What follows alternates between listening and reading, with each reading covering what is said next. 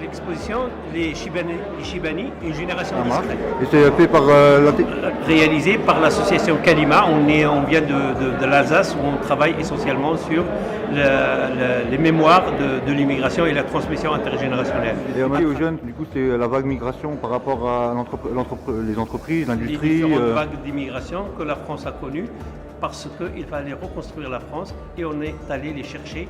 Et c'est comme ça que ça s'est passé. Ce n'est pas des immigrés qui sont venus. C'est surtout ça, on est allé les chercher pour reconstruire la France. Et surtout la question des Maghrébins parce que autant les Espagnols, les Italiens, ça a marché cette immigration. Surtout, on va dire, la question de l'assimilation a fonctionné. Vous êtes là dans le cadre du festival Migration, de la 8e édition, parce que quand on ne lit pas toutes les pages de notre histoire, on rate quelque chose. La transmission de la mémoire elle est très importante pour vous, l'avenir de ce pays, de savoir d'où vous venez.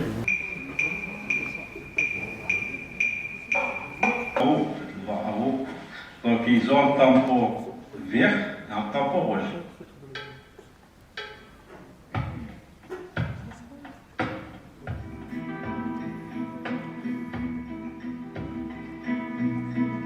C'est notre histoire de France et celle de ses enfants. Et celle de ses enfants.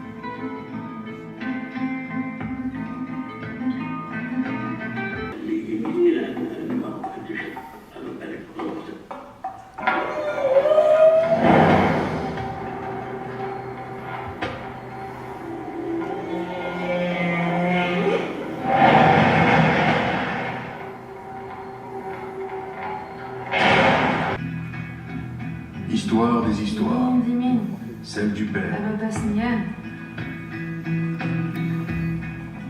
C'est l'histoire de nos pères et de l'industrie aussi.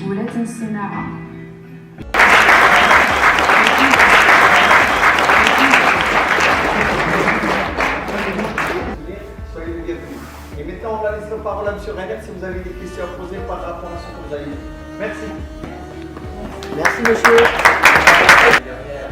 Lors du festival Migration, et puis il m'a parlé des mineurs marocains. Les mineurs marocains, moi j'en savais absolument rien. Absolument rien. Il y a 9-10 mois, j'aurais rien pu vous dire là-dessus. Je suis parti dessus, j'ai découvert des choses. Je pense que ce film, quand on a travaillé dessus, il est plus qu'émouvant. Moi, je peux dire que j'ai plein de choses à raconter, et moi, en tant que Français, je suis un petit peu honteux de voir ce qu'on a fait avec ces gens-là. On les a fait venir, et on les a jetés comme des vieilles godasses. Parce que n'oubliez pas que ces gens sont venus en France, ils n'avaient pas de contrat. Et le contrat, c'était 18 mois. Mais le mineur qui travaillait sur place, il avait droit au statut du mineur. Le statut du mineur, c'était j'ai droit à un logement, j'ai droit au système social. Ces gens-là n'ont pas eu. Ils ont bataillé pour l'avoir. Il fallait 3 fois, 3 contrats de 18 mois. Au bout du 3e, ils l'ont eu.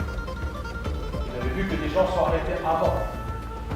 Des gens au bout de 18 mois, parce qu'ils avaient vu la force, on les achetait. C'est quand même un petit peu pour ça que je trouve que ce témoignage est particulièrement important. Et moi, j'adore les gens qui ont osé faire ce film, parce que ce sont des choses qui sont toutes récentes. On a chez nous aujourd'hui des gens, des enfants de ces gens-là qui vivent au milieu de nous et qui portent ça. Et ça, c'est très important. C'est pour ça que moi, je me suis engagé là-dedans, parce que j'estime qu'en tant que bon Français, on a le droit de savoir ce qui s'est passé. C'est là-dessus que je m'engage. Bon, donc, je suis Pierre Reiner, le président du Cercle d'Histoire de Kreuzwald. Et donc, voilà, je me suis intéressé au sujet parce que, bon, j'ai connu un ami qui est Abderrazak Emaloui, qui m'a parlé du problème. Et donc, voilà. Et j'ai cherché, j'ai trouvé, et aujourd'hui, je défends la cause. Voilà, tout simplement. Et vous donnez rendez-vous aux gens samedi, du coup?